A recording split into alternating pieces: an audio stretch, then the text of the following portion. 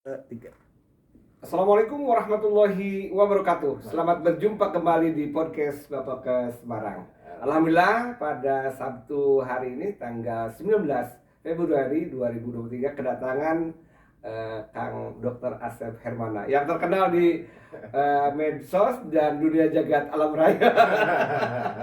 Beliau adalah seorang ahli kedokteran Islami lah istilahnya, karena beliau juga aktif di manajemen Kolbu ya, Radio MQ, TV MQ, dan insya Allah kita dengarkan mungkin perkenalan terlebih dahulu dari Kang Asep lebih lanjut. Silakan Kang. Iya. Alhamdulillah Kang Asep biasa ditampi, bisa diterima di Bapelkes Semarang ya. Alhamdulillah. Langsung kesini langsung todong untuk podcast. Baik, nggak apa-apa. Saya sih harus nurut sama komandan ya. Kata komandan demikian, siap komandan. Mungkin ceritakan biografi Akang sekilas saja. Ya, alhamdulillah kalau saya sih lahir nggak berubah dari dulu Kang Asep. Oh gitu? Lahir di Garut. Oh di Garut. Oh jadi selama ini Kuningan itu bekerja Pengumbara. Kalau dalam susunan itu Pengumbara. Iya. Jadi sekolah SD, SMP, SMA di Bandung, kemudian kuliah di Fakultas Kedokteran Unpad. UMPAD. Ya, UMPAD. Unpad kita bersatu. Bersatu ya. Kebetulan saya juga dulu diterima di Fakultas Hukum Unpad, tapi enggak lanjut. Justru memang ke kesehatan juga. Ya, alhamdulillah. Siap.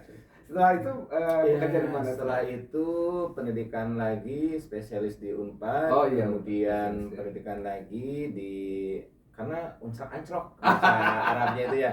Ya S2 di ekonomi, kemudian S2 juga di Sospol ilmu politik. Kemudian juga Masya Allah ya. alhamdulillah sekarang sedang S3 juga di IAIN. Oh, Kan penyambung berenya. Penyambung pendidikan formal, yang non formalnya beberapa kali ke negeri Cina gitu kan. Ada di Guangzhou, kemudian di Beijing Institute dan di Yunnan University. Jadi dirinya teh neuleuman ilmu pangawaruh perkawis tatangkalan tutumbuhan gitu nya. Neuleuman. Mendalami ya. Dia antawisna gitu kan. Di antaranya begitu. Senang sih karena hobi gitu. Bukan tuntutan profesi atau tuntutan strata, bukan. Karena hobi aja. Hobi tentang herbal gitu ya. Hobi tentang Islamic medicine gitu. Karena kita itu jangan sampai terkungkung oleh salah satu blog tentang kesehatan, padahal di blog lain ternyata ada sesuatu yang memang mumpuni gitu ya, sehingga kita kadang-kadang a priori gitu. Makanya kita pelajari gitu ya. Alhamdulillah ternyata memang keunggulan di sana sini juga banyak gitu. Apakah selama ini yang akan lakukan terinspirasi dengan Ibnu Sina juga? Di antaranya itu kan. Jadi Ibnu Sina dan ilmuwan-ilmuwan muslim lainnya di abad pertengahan, di abad ke-9, 11, 12, 13. Mereka sebelum menjadi dokter, sebelum menjadi filsuf, sebelum menjadi ahli kimia dan sebagainya, mereka ada 3 dasar keilmuan penting, Kak. Satu, yang pertama adalah Al-Quran dan hadis. Rata-rata mereka itu mempunyai basic pengetahuan Al-Quran dan hadis itu merupakan fundamen dari keilmuan yang mereka akan ambil di atasnya. Yang kedua adalah ilmu filsafat. Nah, kadang-kadang kalau kita makan jarang ya anak-anak dikasih ilmu filsafat ya. Kadang pusing katanya filsafat itu ya. Padahal kalau kita lagi dari telusuri kayak misalnya dari aksiologi, kemudian epistemologinya, sebetulnya mah dasar keilmuannya dari sana. Jadi akar keilmuan itu bisa tahu dari dasarnya. Quran, hadis, filsafat. Nah, yang ketiga ada ilmu sains. Sains apapun. Jadi fisika, kimia mereka tetap dipegang. Bahkan Jalaluddin Rumi ketika ayah beliau itu hijrah ke Turki, nah beliau ngambil tuh guru khusus filsafat, guru khusus Quran dan hadis, guru khusus masalah sains. Ayahnya itu mengundang khusus tuh. Saking itu menjadi dasar bagi ilmuwan-ilmuwan abad pertengahan gitu ya. Tidak hanya Ibnu Sina gitu Kang Sep. Jadi ada pernah cerita Bu Dokter, katanya ada seorang perawat tuh menangis. Menangis kenapa? Karena dokter yang beliau dampingi selama praktek itu jarang memberikan obat, malahan yang ngobrol dan mungkin paling kali herbal katanya. Pak dokter, tapi gimana? Nanti pendapatan kita turun dong. Jangan takut, Allah Maha Kuasa. Pendek cerita, tahu-tahu perawat dipanggil, sini dok, ada apa dok? Apa yang kita katakan dulu, kita cerita, ternyata kejadian apa? Kita mau diajak umroh. Bener dok. Waduh, perawat itu sujud karena nggak nyangka kan. Ya mungkin walaupun mungkin perawat dokter juga bisa ya mampu naik haji ya, tetapi dengan kejutan seperti itu ditelepon dari mana, ternyata dari Amerika. Dokter Asep, terima kasih gitu kata makanya. Ada apa? Saya tanpa berobat pun saya sehat katanya. Jadi ternyata dengan tanpa medisin, tanpa obat yang katakanlah kimia sebagainya bisa sembuh. Juga mungkin hanya dengan wawancara. Akhirnya sekeluarga dokter yang saat itu mengajak dokter Asep sama perawatnya.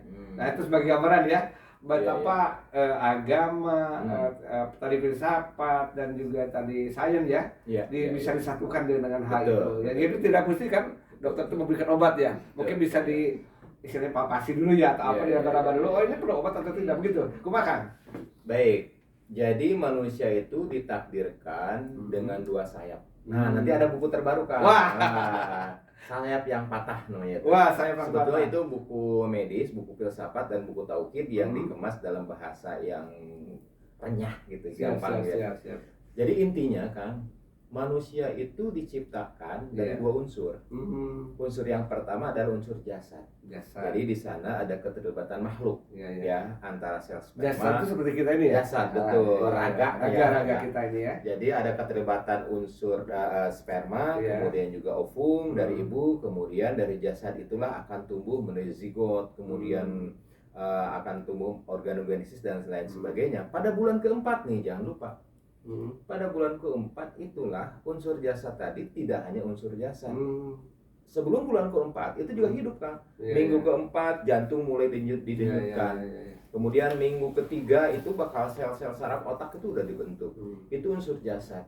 Nah saat itu hidup, tapi belum ada ruhnya. Nah ketika bulan keempat itu kan ruh, sehingga terjadilah kesempurnaan. Ruh itu dari Maha Suci, yaitu dari Allah Subhanahu wa Ta'ala, sifatnya suci. Ketika lahir ke dunia, ya otomatis manusia itu mengandung dua unsur besar tadi, unsur jasad dan unsur ruh. Nah, ketika 10 detik manusia lahir, mulailah paru-paru mengembang, dan sejak saat itu manusia itu mengembang paru-parunya untuk mengoperasi dan sebagainya, dan tidak pernah berhenti, nggak pernah cuti walaupun sekarang hari Minggu kan berhenti nafas ya. Sama jantung juga setelah 4 minggu di dalam kandungan sampai saat itu nggak pernah cuti kan? Nggak pernah, walaupun libur bersama gitu ya. Jadi manusia itu intinya terdiri dari dua unsur besar. Nah ketika manusia itu tumbuh dewasa, ketika manusia itu inputnya mulai banyak, tahu tentang sedikit saja tentang obat, tentang konsep sakit, tentang konsep sembuh. Nah, ternyata rata-rata kita itu fokus di unsur jasad. Rata-rata gitu kan. Nyeri iya infus, nyeri iya suntik, nyeri iya obatan. Siapa tahu sumber penyakit sebetulnya itu berasal dari hati. Berasal dari ruh, kolbu yang berbulak-balik yang mengalami penyakit hasad, dengki kayak gitu ya. Itu juga ada penyakitnya tuh, cuma memang nggak bisa di USG ya Bun ya. Oh ini dengki tingkat 2 gitu ya, hasad tingkat 3 atau misalnya stadium lanjut dari misalnya sumah nggak ada tuh, sombong gitu ya. Jadi ketika manusia itu menyadari bahwa dirinya itu bukan hanya unsur jasad, sehingga dalam proses sakit dan sehat pun harusnya dua-duanya itu. Bagaimana ketika orang sakit, dia tuh aspek ilahiyahnya itu muncul. Ya Allah, Engkau yang menciptakan tubuh ini, Engkau yang mengetahui tubuh ini dengan presisi, Engkau yang memelihara triliunan, kan 37 sampai 83 triliun sel di dalam tubuh kita itu, Engkau yang melihara semuanya. Ketika kita nyadar bahwa Allah yang memelihara, sehingga Allah tahu persis nih, andai kata ada sesuatu, andai kata ada kelainan, kan yang paling tahu yang melihara. Nah unsur itulah, sehingga ketika dia sakit, unsur ilahiyah, ya Allah tunjukkanlah kira-kira dokter mana ya Allah yang kira-kira bisa nemukan penyakit ini. Ya Allah tunjukkanlah kira-kira obat mana, sesungguhnya kan Kau maha tahu obatnya di mana. Ya Allah pilihkanlah dokter yang termudah untuk jalan sembuh, pilihkan obat yang terbagus, dan kalau bisa mah ya Allah obat yang termurah, itu paten gitu kan bisa nggak lewat ya Allah. Nah jadi unsur jasadiah yang selama ini memang bukan tanpa alasan Kang Sep. Jadi sejak zaman keemasan Golden Age saat itu kalau kita flashback ke belakang, zaman keemasan tahun 900 keemasan dalam Islam. hal Kebudayaan Islam. Islam, peradaban. Oh, peradaban Semua Islam. peradaban Oh, kan, semua peradaban. baik Bukan hanya sosiologi, kedokteran mod, aja, ya. astronomi dan sebagainya. Saat itu berpusat di Baghdad. Sebaliknya di Eropa itu saat itu terjadi zaman kegelapan dari sejak abad 700. Oh, begitu. Ya tahun 700 abad ke-7, The Dark Age disebutnya itu. Nah, di sana ada kemiskinan, di sana ada kebodohan, di sana ada kekuasaan ya berupa 4 itu kan, penguasa, pengusaha, kemudian kelompok rohaniawan, kemudian rakyat jelata. Nah, di sana zaman kegelapan sehingga mereka itu bodoh terhadap pengetahuan. Di Jazirah Arab zaman keemasan. Nah, ketika di zaman Eropa itu zaman kegelapan, maka ada sesuatu gerakan yang muncul, yaitu gerakan Renaissance. Renaissance itu sebagai kita belajar dulu IPS itu sejarah ya. Abdi mah ada orang Sunda jadi Renaissance. Nah, salah satu produk dari Renaissance adalah produk sekuler. Jadi agama bagus agama lah sebagai nama. Kemudian dunia jangan disatukan. Nah, sedangkan di Arab, Jazirah Arab dan sekitarnya adalah yang 3 tadi kan, Al-Quran, hadis sebagai basic, kemudian juga sains, kemudian juga filsafat.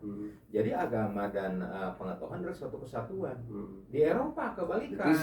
Nah, sehingga agama, kedokterannya kedokteran. Yang muncul sekarang adalah ilmu-ilmu yang dulunya sebagian dari Jazirah Arab itu diambil terjemahkan ke barat, buku aslinya itu dibuang, dilarutkan atau dipalidgen apa ya? Dihanyutkan ke Sungai Efrat dan Sungai Tigris, sehingga saat itu dikatakan, wah Sungai Efrat, Sungai Tigris itu ibarat lautan tinta katanya.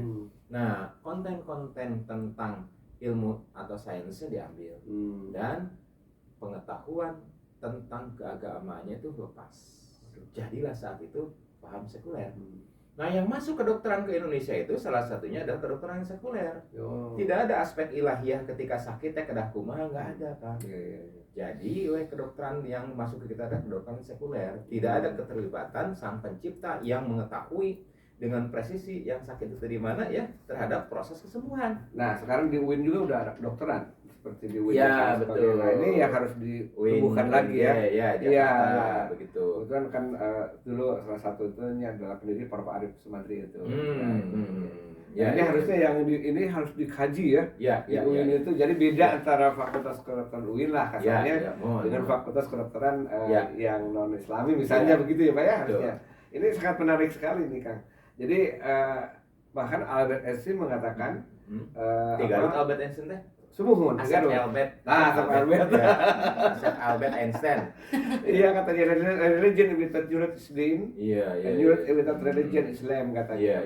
Atau sebaliknya lah gitu. Jadi tetap Albert Einstein aja yang begitu terkenal. Albert Einstein atau yang ini yang naik ke bulan tuh? Armstrong ya. Asep Armstrong gitu. Dan kita juga sering berdoa ya, atau dikatakan ada hadis Nabi Iman di dunia kakana kata Aisyah wabada wa ma lihtika kana katamu tu godan. Kan begitu. Jadi Islam itu ini kan menyeimbangkan ya kehidupan akhirat dan juga kehidupan dunia ya Kang ya. Nah, menurut Akang gimana sih untuk mewujudkan katakanlah setidaknya ya orang-orang yang terutama dokter ya dalam melayani pelayanan kepada masyarakat dengan menerapkan kedokteran Islamia gitu Pak. Ya itulah Kang. Saya pernah mengadakan riset pendahuluan di sana survei terhadap 163 random itu random sampling se-Indonesia. Apa sih masalah ilmu kedokteran yang sebetulnya diperlukan tentang keislaman itu dalam praktek? Nah, sama ketemu lah berebet itu ya. Konten-konten. Oh, berebet tahu langsung tersusun banyak gitu ya. Banyak sana tuh. Kemudian juga apa yang mereka dapatkan di pendidikan agama Islam itu ketika kuliah ternyata memang jomplang sekali kan. Iya. Nah, untuk itulah saya punya cita-cita besar gitu ya, bagaimana kurikulum pendidikan agama Islam itu di Fakultas Kedokteran itu yang mengkaji tentang keislaman di dalam bidang medis gitu. Jadi pertama kita harus strateginya Kang ya. Betul. Kita harus memperbaiki pabriknya dulu. Jadi pabriknya itu tidak sekuler lagi. Gitu ya. Walaupun itu effortnya sangat besar. Kita bukan istilahnya sekuler dan sekuler ya. Betul. Tapi kebetulan mayoritas agama Islam di Indonesia. Kemudian juga kedokteran Islam itu ternyata menarik sekali ya. Ketika kita sakit aja kan, Allahumma rabbana nasi muli babashi, wah dibacakan ya. Siapa yang sakit nggak berdoa ya, Bu ya? Iya, lanjutkan. Ya, lanjutkan. Nah, yang kedua itu kan dari aspek kependidikan. Di sana kurikulum kedokteran itu harus direkonstruksi, gitu kan ya bahasanya dari pendidikan agama Islamnya. Yang kedua adalah penyadaran secara umum terhadap bagaimana manusia itu bisa hidup, bagaimana itu bisa mati, siapa yang memelihara manusia, siapa yang menciptakan manusia, sehingga ada penyadaran secara individu. Di sini aspek tauhid kan.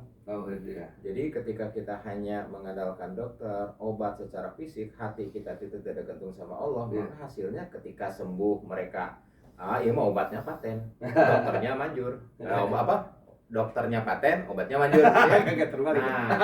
Ketika misalnya dia ketika dia misalnya tidak berhasil, waduh, ini mungkin ada malpraktek, mungkin ini obatnya mungkin salah dan sebagainya. Kalau aspek ilahiyah itu disampaikan, dia akan syukur kepada Allah, ya Allah terima kasih Engkau yang telah menciptakan penyakit, mungkin ada kelalaian, kita taubat. Ya Allah terima kasih Engkau telah utus dokter untuk menjadi wasilah jalan penyembuhan. Terima kasih Pak Dokter, semoga jadi amali yang soleh. Ketika tidak sakitnya sekalipun dievaluasi juga. Oh ternyata ikhtiar yang sudah kita lakukan memang sudah ikhtiar terbaik. Masalah keputusan adalah keputusan terbaik versi Allah. Bukan terbaik versi manusia, itu tidak selalu sama terbaik menurut versi Allah. Nah di sana ada konsep tawakal. Faiza azamta fatawakkal Allah. Setelah unsur usaha maksimal. Siap. Gitu Kang Diantawisna. Tauhid, tawakal, itu kemudian Allah akan turunkan takdirnya ya. Beliau akan menyembuhkan atau tidak manusia. Pada prinsipnya Allah menurunkan ketika ada penyakit pasti akan obatnya. Baik, karena tadi kita janji tidak terlalu lama, nanti mudah-mudahan bisa ketemu lagi kan. Kalau kesini ya. Terima kasih kita ngobrol-ngobrol. Ada di Bapelkes Semarang. Semoga kita selalu sehat. Amin. Karena kita selalu membantu orang, insya Allah. Saya sih berprinsip Kang, ketika ada yang sakit saya cepat kunjungi. Apabila tidak ada waktu yang khusus ya, tetap akan berusaha. Ada yang melahirkan, saya kejar. Ada yang meninggal, saya kejar untuk datang. Ya, kalau waktunya pas ya. Tapi kadang-kadang waktu juga yang membatasi kita. Dan insya Allah itu salah satu cara ya Kang ya. Untuk kita tidak sakit ya, untuk kita tetap sehat dan lain sebagainya. Baik. Terima kasih Kang bincang-bincang kita. Tapi mungkin ada close statement sedikit lah sebagai ngobrol-ngobrol gini yang nggak sengaja. Saya kan baru ketemu akan langsung ini online luringnya sekarang loh. Adanya di dunia maya, Paguyuban Asyir Dunia. Kebetulan saya sekretaris Dewan Pakar atau sekretaris pendekar, beliau Dewan Pakar juga. Ketuanya Profesor Dr. Insinyur Asep Saifuddin MC, Rektor Universitas Al Azhar Indonesia. Suatu waktu kita harusnya para pakar Asep kumpul. Insya Allah kita rencanakan. Terima kasih Kang. Jadi sahabat semua, intinya manusia itu harus menggunakan dua sayap. Sayap fisik, jasad ketika kita ingin sehat gitu ya, dan sayap lagi aspek ilahiyah ke sana. Dua-duanya itu harus kita manfaatkan dan harus kita jalankan. Demikian kan. Dan kita tunggu bukunya yang akan segera terbit, Sayap yang Patah. Assalamualaikum warahmatullahi wabarakatuh. Selamat berjumpa kembali di podcast berikutnya.